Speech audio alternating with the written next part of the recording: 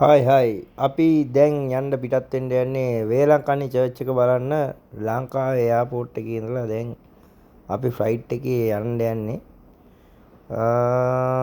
දැන් අපි පිටත් වුණා අපි බලමු තව පොඩි වෙලාවකින් අපි චෙන්නයි වලට